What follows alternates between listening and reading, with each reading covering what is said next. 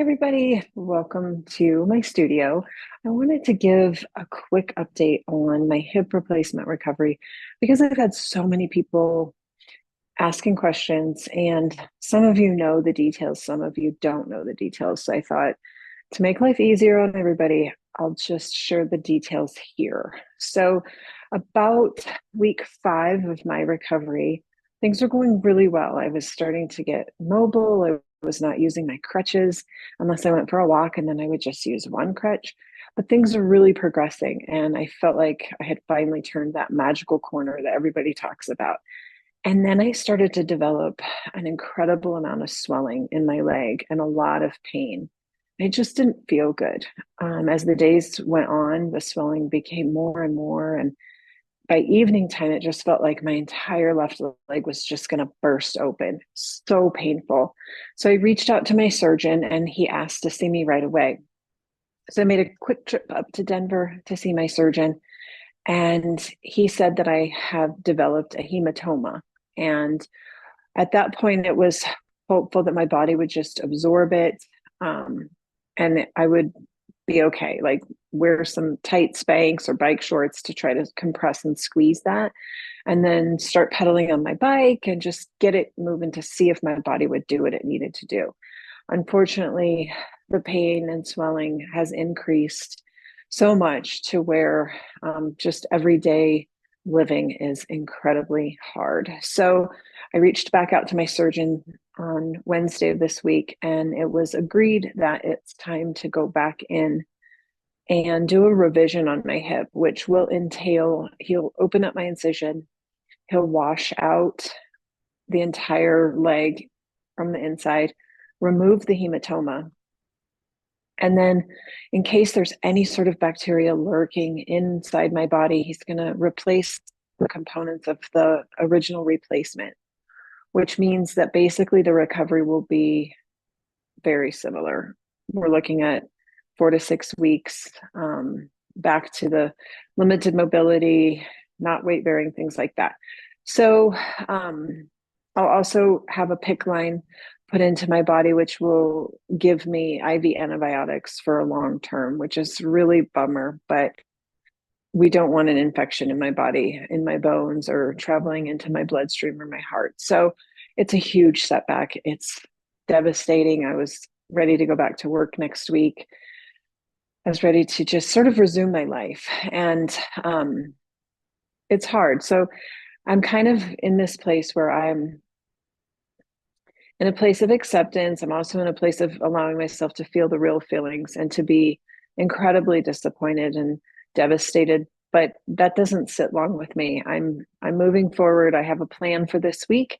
Up until surgery, I'm gonna bring as much joy into my life as I can and get my house ready again, to have somebody on crutches and just in pain. So I'm gonna get my house ready, which always makes me feel better. And I'm really looking at, I chose the word equanimity this year.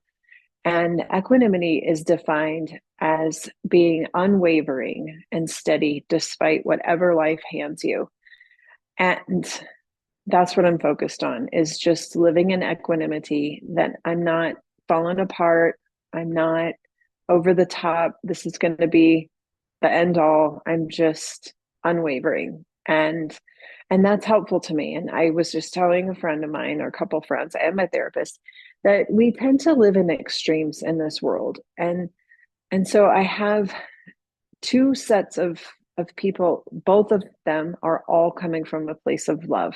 And so it's really important to preface this with that. I know that the intent of people is love, but I have one camp of people that say, well, you're doing too much. And another camp of people saying, you are so strong. You're going to overcome this. This is nothing. You've got this. You're amazing. I am amazing. I am strong. But there's a gray area between those two extremes that exists that I don't think we talk enough about. And that is that equanimity, that yes, I'm strong. And yes, I've overcome really hard things in my life and I will be okay.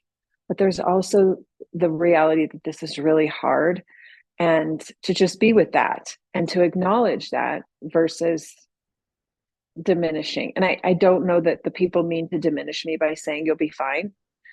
I know it's coming from love, but it's also a place to just look at our own responses to people. And are we just seeing them? Are we validating their experience? And being encouraging and being positive is amazing and great and helpful.